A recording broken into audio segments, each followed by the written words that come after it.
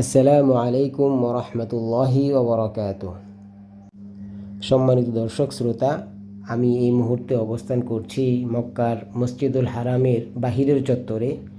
আমার সামনে মসজিদুল হারামের ভবন দেখা যাচ্ছে। সামনে যে গেটটি দেখতে পাচ্ছেন এটি হচ্ছে বাবুল ওমরা গেট, এবং বাম পাশে যে ভবনটি দেখা যাচ্ছে এটি নতুন যে ভবন নির্মিত হয়েছে সেটি। এবং আমি এই সামনের বাহিরের চত্বরে অবস্থান করছি। একটু আগে আসরের নামাজ শেষ হয়েছে।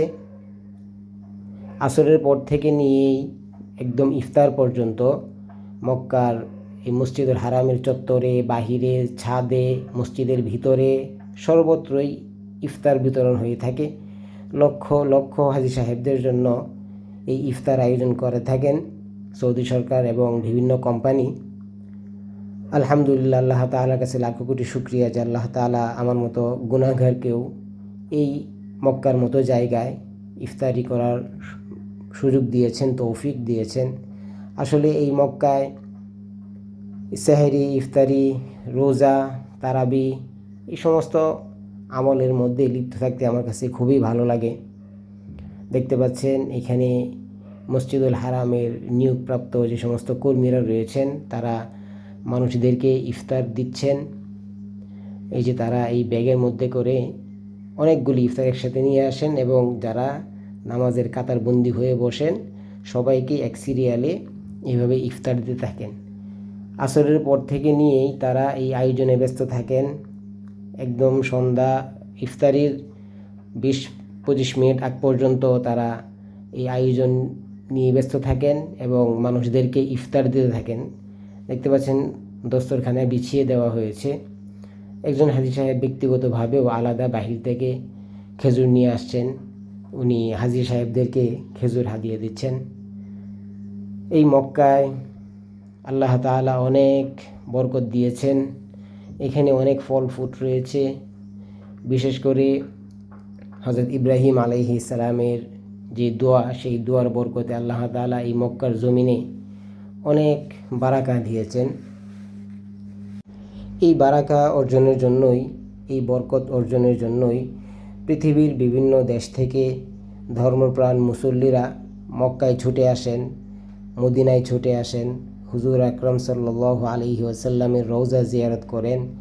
এবং বিশেষ করে এই রমজান মাসে বর্তমানে হজে যে ভিড় হয় তার থেকেও এই রমজানে বেশি ভিড় হয়। লক্ষ লক্ষ, মিলিয়ন মিলিয়ন মানুষ এই রমজানে মক্কা মদিনায় এসে উপস্থিত হন। বিশেষ করে রমজানে উমরার যে ফজিলত রয়েছে সেই ফজিলত অর্জনের জন্যই বেশিরভাগ মানুষ রমজানে উমরা করে থাকেন এবং রমজানে যার কারণে ভিড়টা একটু বেশি হয়ে থাকে। দেখতে পাচ্ছেন ইফতারের আগ মুহূর্তে অনেক মানুষ নামাজ আদায় করছেন, কেউ দোয়া করছেন। এই ইফতারের আগ মুহূর্তে নামাজের বিষয়টা নিয়ে অনেক উলামায়ে কেরামের মধ্যে মতানৈক্য রয়েছে। অনেক ইমামদের মতে এটা জায়েজ আছে। অনেকেই এই সময়ে নামাজ আদায় করে থাকেন, অনেকেই দোয়ায় লিপ্ত থাকেন। মাগরিবের আজান হয়ে গিয়েছে, মানুষ আস্তে আস্তে ইফতার করা শুরু করে দিয়েছে। মক্কার এই সময়টাকে অনেক মিস করব যখন মক্কায় থাকবো না। সব সময় তো আর মক্কায় থাকা সম্ভব না। মক্কার এই সময়টাকে অনেক মিস করব।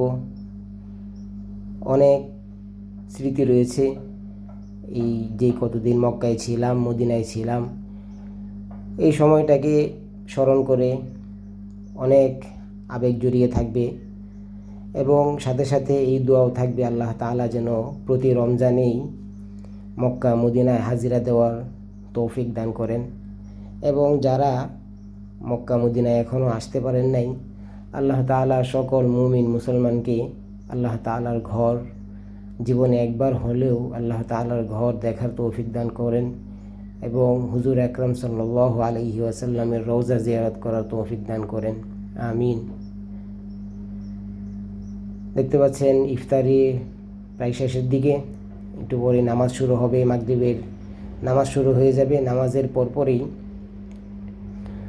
বেশ অল্প সময়ের পরেই এশার নামাজ শুরু হয়ে যাবে। অল্প সময় থাকে।